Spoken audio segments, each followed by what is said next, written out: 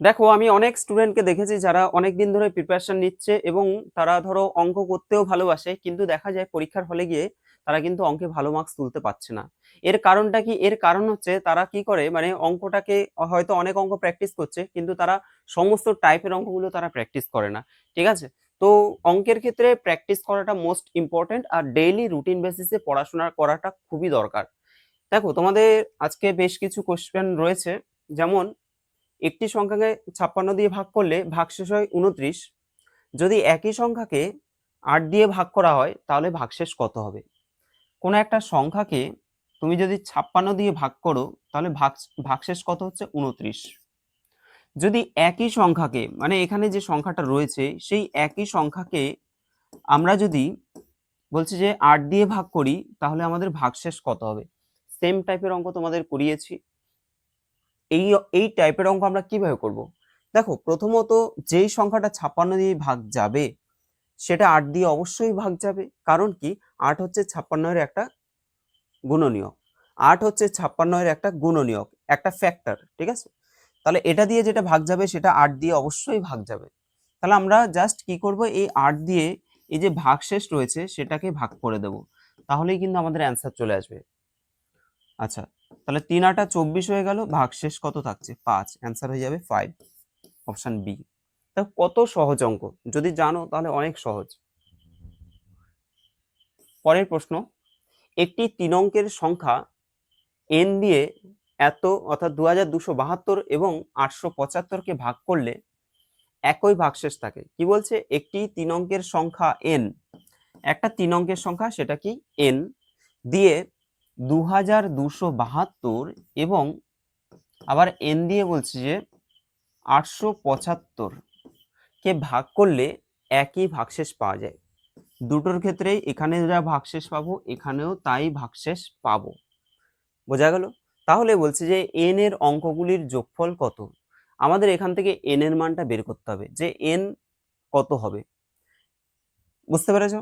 এবার দেখো, কোনো একটা সংখ্যা মাথায় রাখো, কোনো একটা সংখ্যা যদি আমি বলি যে ধরো n দিয়ে এই সংখ্যাটাকে ভাগ যাচ্ছে, আবার n দিয়ে এই সংখ্যাটাকেও ভাগ যাচ্ছে, তাহলে অবশ্যই এই যে সংখ্যা দুটো রয়েছে এই সংখ্যা দুটোর ডিফারেন্সকেও কিন্তু n দ্বারা বিভাজ্য হবে। এই সংখ্যা দুটোর যে পার্থক্য 2272 আর হচ্ছে 875, এদের ডিফারেন্স সেটাও কিন্তু n দ্বারা বিভাজ্য হবে। 7 5 12, এখানে 9, এটা 9, 10 11 12 3 1397 হয়ে যাচ্ছে। ঠিক আছে? 1300 কত হচ্ছে? 97, এই দুটোর পার্থক্য। এবার এদের যে পার্থক্যটা রয়েছে এটা কত দ্বারা বিভাজ্য বলে তোমার মনে হচ্ছে, বা একটু চেক করে নি আমরা এটা কত দ্বারা বিভাজ্য। দেখো, 9 আর 1 10 আর 7 3 10, তার মানে 11 দ্বারা বিভাজ্য। ঠিক আছে? এটার মানে হচ্ছে এটা 11 দ্বারা বিভাজ্য, এবং 11 সাথে কত গুণ করতে হবে? 11 দিয়ে এটাকে ভাগ করো। 11 একে 11 হচ্ছে 29, 11 দুগুণে 22, 7 11 77, 11 ইন্টু 127 আসছে। ঠিক আছে? তাহলে 11 ইন্টু 127 আসছে। বোঝা গেল? তার মানে কি? দেখো, 3 অঙ্কের সংখ্যা, এখানে বলছে যে একটি 3 অঙ্কের সংখ্যা হচ্ছে n। nটা কত অঙ্কের সংখ্যা? 3 অঙ্কের সংখ্যা। n যদি 3 অঙ্কের সংখ্যা হয়, আমরা n এর মান কিভাবে পাচ্ছি? দেখো, এখানে হয় 11 হতে পারে, না হলে 127 হতে পারে, তাই না? যেহেতু এদের পার্থক্যটা n দ্বারা বিভাজ্য, এবং সেই n এর যে ফ্যাক্টর সেটা হচ্ছে হয় 11 না হলে 127। এবার 111 আর 127 এর মধ্যে আমরা কোনটা নেব? যেটা 3 অঙ্কের সংখ্যা সেটাকেই আমরা নেব, তাহলে সেটা হবে 127। এবার এই যে 127 আছে এর অঙ্কগুলোর যোগফল কত হবে? ধরো 7 8 9, 9 আর 1 10, অ্যান্সার হয়ে যাবে 10। নেক্সট দেখো, কোয়েশ্চেন নাম্বার 95 রয়েছে এখানে। 2^32 + 1 সংখ্যাটিকে একটি নির্দিষ্ট সংখ্যা দ্বারা পূর্ণ বিভাজ্য। একটা নির্দিষ্ট কোনো একটা সংখ্যা দ্বারা এটা পুরোপুরি বিভাজ্য। নিচের কোন সংখ্যাটি একই সংখ্যা দ্বারা পূর্ণরূপে বিভাজ্য? অর্থাৎ কোন একটা সংখ্যা দিয়ে এই সংখ্যাটা বিভাজ্য, তাহলে সেই একই সংখ্যা দিয়ে এই চারটের মধ্যে কোনটা বিভাজ্য হবে? এখানে যদি আমরা ভালো করে অপশনগুলো দেখি, দেখো এই অপশনটা তুমি নাও, 2^, কত আছে? 96 প্লাস 1 আছে, তাই তো? দেখো, ভালো করে এই জায়গাটা একটু বুঝতে হবে।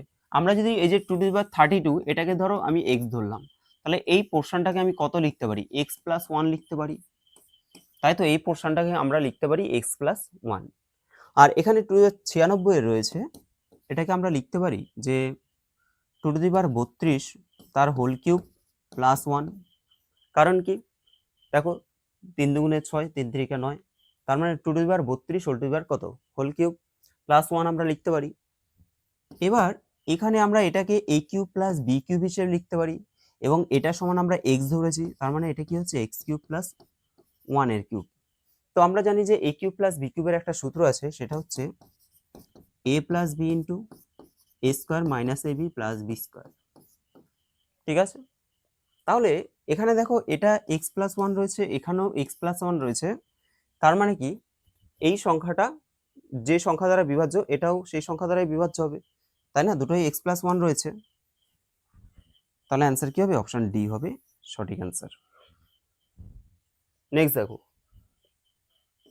বলছে 1 3 5, তারপরে ধরো বিজোড় সংখ্যাগুলো রয়েছে 1 3 5 7 9 11 এরকম চলতে থাকবে, 25 অবধি দেওয়া আছে। সংখ্যাগুলি পরস্পরের সাথে যদি গুণ করা হয়, গুণফলের ডান দিকে কতগুলো শূন্য পাবো আমরা। এই যে গুণটা আমরা করব, এই সব সংখ্যাগুলোকে যদি গুণ করি তাহলে ডান দিকে কতগুলো শূন্য পাবো। দেখো একটা জিনিস, শূন্য আমরা কখন পাই, শূন্য আমরা পাই এখানে যেমন 5 পাচ্ছি, 5-এর সাথে যদি আমরা একটা 2 পেতাম বা 4 পেতাম বা 8 পেতাম, অর্থাৎ একটা জোড় সংখ্যা পেতাম, তাহলে আমরা শূন্য পাবো। জোড় সংখ্যা ছাড়া কিন্তু আমরা শূন্য পাবো না। বোঝা গেল? দেখো আমরা যদি 5 দুগুণে 10 করতাম বা 4 5 20 বা 5 8 40 শূন্য এরকম হলে হতো, কিন্তু আমরা পাবো না। এবার দেখো আমাদের আলটিমেটলি কি আসবে, দেখো এখানে যখনই কোনো মানে বিজোড় সংখ্যা শব্দ যদি থাকে না, অ্যাকচুয়াল 5 চলে আসে। কারণ কি, ধরো তুমি 3 5 15 5 করবে, তারপরে ধরো এর সাথে 7 আছে 9 আছে, আবার 5 7 35 এর 5, আবার 5 9 45 এর 5, আলটিমেটলি কিন্তু আমাদের ইউনিট ডিজিটে 5 চলে আসবে আর কি। কিন্তু গুণফলটিতে ডান দিকে কতগুলো শূন্য থাকবে, একটাও শূন্য থাকবে না, শূন্যটা শূন্য থাকবে। একটাও কি শূন্য থাকবে, এখানে কি জোড় সংখ্যা আছে, নেই, তার মানে একটাও শূন্য থাকবে না। নেক্সট দেখো, n প্রকৃত সংখ্যা হলে 6n² প্লাস 6n সংখ্যাটি কত দ্বারা বিভাজ্য। দেখো শুধু 6 6 এবং 12, শুধু 12 নাকি শুধু 18 দ্বারা বিভাজ্য। এখানে কি আছে, 6n² প্লাস 6n আছে, তাই তো 6n² প্লাস 6n আছে। দেখো তোমরা মনে করতে পারো যে 6 কমন নিলে আমাদের অ্যান্সার শুধুমাত্র 6 চলে আসবে, কিন্তু সেটাই আমাদের ভুল হয়ে যাবে। এখানে 6 এর সাথে nও কমন যায়, 6n, তাহলে পড়ে থাকছে কত, n প্লাস 1। 6n যদি আমরা কমন নিই, পড়ে থাকছে n প্লাস 1। এবার দেখো এটা তো 6 দ্বারা ঠিক আছে, আর n ইন্টু n প্লাস 1 সবসময় কি হবে, n ইন্টু n প্লাস 1 এটা সবসময় 2 দ্বারা বিভাজ্য হবেই হবে। তুমি n এর মান যাই ধরো না কেন, ধরো তুমি n এর মান ধরেছো 3, তাহলে 3 গুণ কত হবে, 3 1 4। তুমি যদি এটাকে 4 ধরো, 4 গুণ কত হবে, 5। সবসময় একটা জোড় সংখ্যার একটা বিজোড় সংখ্যার গুণফল তুমি পাবে এখানে n ইন্টু n প্লাস 1 এর মান। তাহলে সেই ক্ষেত্রে আমাদের যেহেতু একটা জোড় সংখ্যা থাকবে, এটা অবশ্যই 2 দ্বারা বিভাজ্য হবেই হবে। তাহলে 6 দ্বারা বিভাজ্য এবং 2 দ্বারা বিভাজ্য মানে 6 দুগুণে 12 দ্বারা বিভাজ্য হবে, তার মানে 6 দ্বারাও বিভাজ্য হবে এবং তার সাথে 12 দ্বারাও কিন্তু বিভাজ্য হবে। নেক্সট দেখো, একটি সংখ্যাকে 7 দিয়ে গুণ করলে গুণফলের প্রতিটি অঙ্ক 3 হয়। খুব ইন্টারেস্টিং একটা অঙ্ক, যে একটা সংখ্যা সেটাকে যদি আমরা 7 দিয়ে গুণ করি, সংখ্যাটা আমি জানি না, ধরলাম x, তাহলে x কে যদি আমরা 7 দিয়ে গুণ করি, তাহলে বলছে গুণফলের প্রতিটি অঙ্ক 3 হবে। গুণফলের প্রতিটি অঙ্ক কি হবে, 3 হবে, জানি না কতগুলো 3 হবে। ঠিক আছে, তাহলে কোনো একটা সংখ্যার সাথে যদি আমরা 7 গুণ করি, তাহলে গুণফলগুলো কি হবে, গুণফলের সব অঙ্কগুলো 3 হয়ে যাবে। তাহলে এরকম ক্ষুদ্রতম সংখ্যা কোনটা। দেখো এখানে যদি আমরা x এর মান বের করতে চাই, তাহলে এটাকে আমরা যদি 7 দিয়ে ভাগ করি, তাহলে আমাদের x এর মান বেরিয়ে যাবে, সংখ্যাটার মান বেরিয়ে যাবে। তাহলে জাস্ট 7 দিয়ে 3 3 3 3 এরকম করে করে ভাগ করতে থাকো।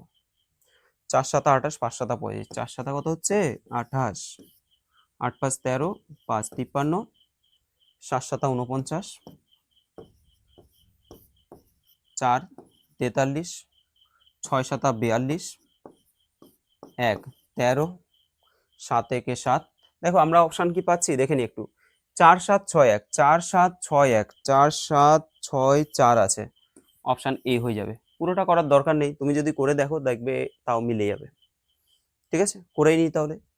ধরো 7 একে 7 হচ্ছে, 6 হচ্ছে 63, 7 নং 63 মিলে গেল।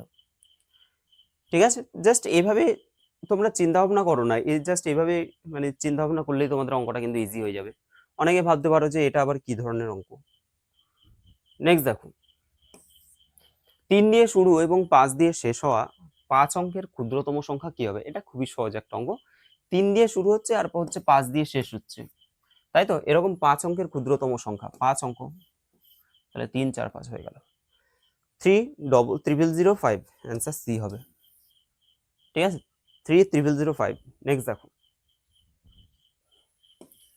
4টি মৌলিক সংখ্যা ঊর্ধ্বক্রমে লেখা হয়েছে। ঊর্ধ্বক্রমে মানে কি? ছোট থেকে বড় হিসেবে লেখা হয়েছে। প্রথম 3টি সংখ্যার গুণফল বলছে 385 এবং শেষের 3টির গুণফল হচ্ছে 1001। তাহলে প্রথম সংখ্যাটা কত হবে? প্রথম সংখ্যাটা কত হবে এটা বের করতে বলছে। দেখো, আমরা যদি প্রথম যে 3টে মৌলিক সংখ্যা সেগুলোকে ধরো এ বি সি ধরে নিলাম এবং এদের গুণফল কত? আচ্ছা, এ বি সি এদের গুণফল হচ্ছে 385, আর শেষের তিনটে মানে বি আর সি থাকবে, তার সাথে ধরো আমি ধরলাম যে ডি, তাহলে B into C into D এদের গুণফল বলছে যে 1001। তাহলে প্রথম সংখ্যাটা কত হবে, তাই তো? আবার এগুলো বলছে যে প্রত্যেকটা কিন্তু মৌলিক সংখ্যা, প্রত্যেকটা কিন্তু মৌলিক সংখ্যা। জাস্ট তুমি যদি এটাকে 1 নং দাও, এটাকে 2 নং সমীকরণ বলো, তাহলে 2 দিয়ে যদি 1 কে ভাগ করো তাহলে কি হবে? বিবি কেটে যাবে, সিসি কেটে যাবে, ডি বাই এ চলে আসবে। তাহলে ডি বাই যদি এ আসে এবং উপরে হবে 1001 আর এটা হবে 385। ঠিক আছে, 385। এবার এটাকে আমরা কাটাকুটি করব যতক্ষণ না দুটো মৌলিক সংখ্যা আমরা পাই।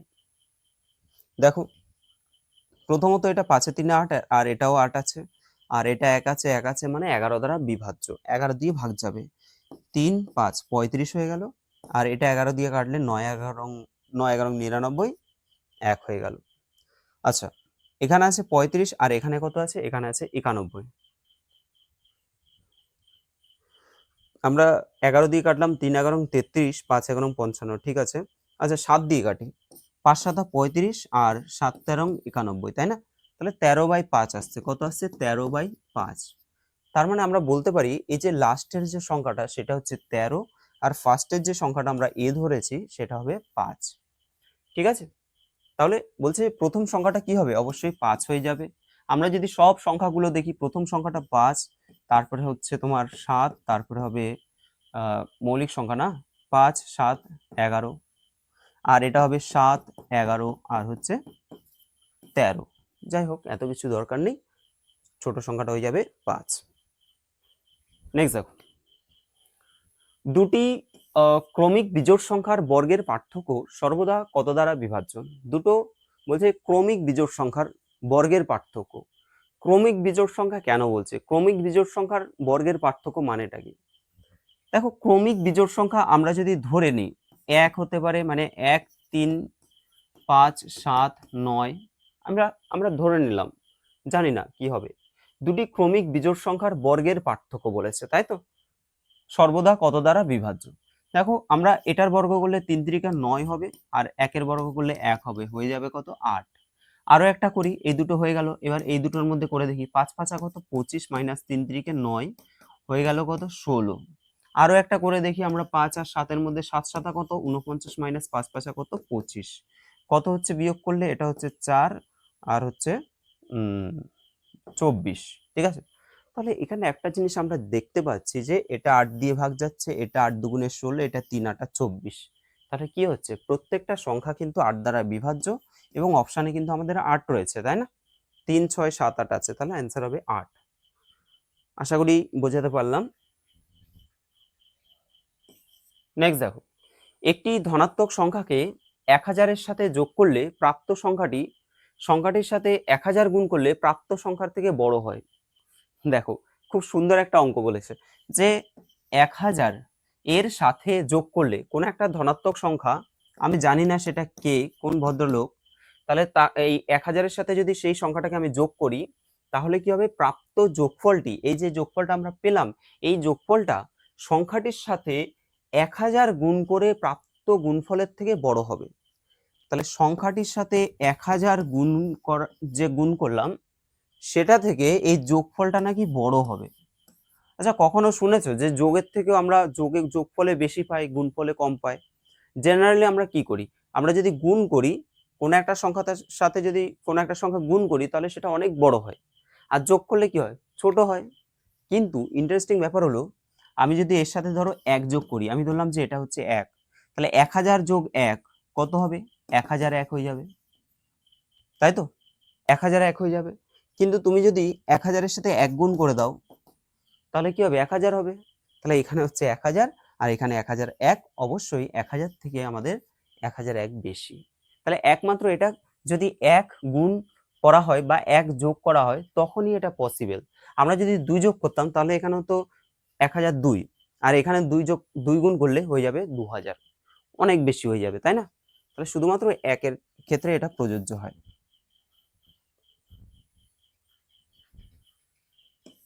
নেক্সট দেখো, আরেকটা খুব সুন্দর অঙ্ক দিয়েছে। শূন্য ছাড়া কোনো একটি ভাগ অঙ্কের প্রশ্নে একজন পরীক্ষার্থী ভুলবশত ভাজক হিসেবে 21-এর পরিবর্তে 12 নিল। ঠিক আছে, তার বলছে প্রশ্ন, ভাগফল ছিল হচ্ছে 35, সঠিক ভাগফল কত হবে? কোশ্চেনটা একটু একটু সংশোধন করতে হবে। বলছে একজন পরীক্ষার্থী ভুলবশত ভাজক হিসেবে 21-এর পরিবর্তে, ধরো ভাজক 21 ছিল, ভাজক সেই 21-এর জায়গায় সে 12 নিয়ে নিয়েছে। ভাজকটা ছিল 21, সে ভুল করে সেটাকে লিখে দিয়েছে সে 12। ঠিক আছে, এতে তার ভাগফল কত হয়েছে? 35 হয়েছে। প্রাপ্ত ভাগফল কত হয়েছে? 35 হয়েছে। আর এখানে শূন্য ছাড়া বলতে শূন্য ভাগশেষ আর কি হবে, মানে ধরো মিলে যাচ্ছে, 21 দিয়ে তুমি এই সংখ্যা, যে সংখ্যাটাকে ভাগ করছিলে সেটা মিলে যাচ্ছিল, আবার 12 দিয়ে ভাগ করলেও মিলে যাচ্ছিল, সেটা এখানে বোঝাতে চাইছে।